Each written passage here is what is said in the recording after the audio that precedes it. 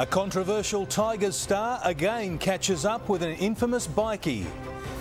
The Emergency Services Minister under pressure to quit over a shameful night out while the Grampians burned.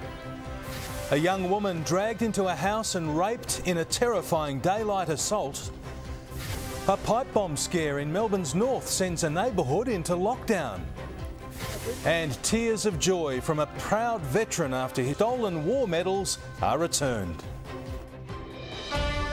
This is 7 News with Peter Mitchell.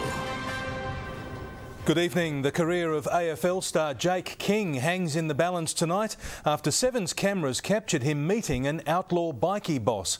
Tom Brown joins us live with the exclusive details. Tom, what's happened? Good evening, Pete. Well, this afternoon in the Docklands, Richmond star Jake King met up with his bikie mate Toby Mitchell again. Emergency Services Minister Kim Wells is under pressure to quit after admitting he went to the tennis while homes and lives were being threatened by the Grampians bushfire. Mr Wells says he used text messages to stay up to date while he watched Sam Stosur play.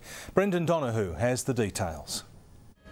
While thousands of firefighters battled blazes and green sea turtle will be released back into the wild when she's regained her strength. Ahead in 7 News, a nasty surprise in store for Victorians who don't pay their fines. Shots fired as Ukraine's anti-government protests turn deadly. Also new fears for comatose Formula One champ Michael Schumacher. And the high cost of high heels. Doctors reveal the alarming injury risks. Tired of the rat race? Back to work blues? Time to escape to the country?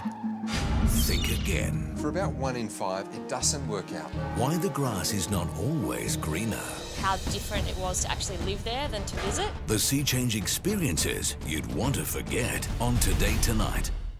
Visitors to the Queen Victoria Night Market received an unwelcome surprise when their cars were clamped by the Sheriff's Office. To tread carefully and rest our feet with flats now and then. Christy Mayer, 7 News. It's all about the shoes. Let's cross live to Tim Watson at Melbourne Park. Good evening, Tim. G'day, Mitch. I got the flats on tonight too. Coming up after the break, Lee Na earns another Aussie Open title shot against Slovakia's Dominika Sibylkova. Also, the Aussies back to #1 in the one-day rankings, and the coach has an ace up his sleeve. And why Dale Thomas is all smiles at Carlton.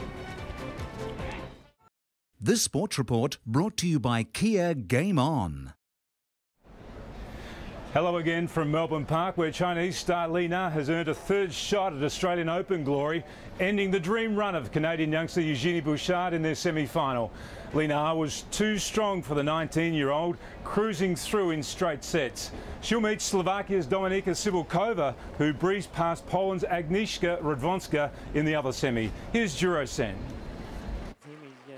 Over Adelaide. And Mitch, don't forget a huge match this evening for Wawrinka and Burdick. Who do you like tonight? Wawrinka.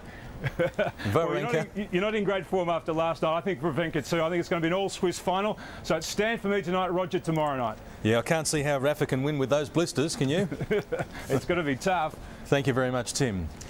Melbourne house prices have enjoyed a New Year boom, rising an average $15,000 or 2.4% in the first 3 weeks of the year. The share market has closed more than 1% lower. There were losses all across major sectors. Our dollar is currently buying 88.02 US cents.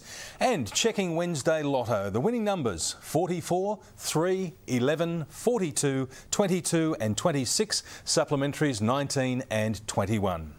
Now here's Gian Rooney with the weather.